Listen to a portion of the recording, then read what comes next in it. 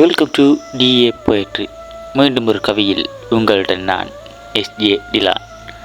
வெயிலோடும் மழையோடும் கதை பேசிய விளையாட்டுகளின் தொடர்ச்சியாய் மனங்களை மகிழ்விக்கும் மாலை நேர விளையாட்டில் ஒன்றாய் மரத்தடிதனை அலங்கரித்த பம்பரம் விடுதல் பற்றி ஒரு கவி உங்களுக்காய்.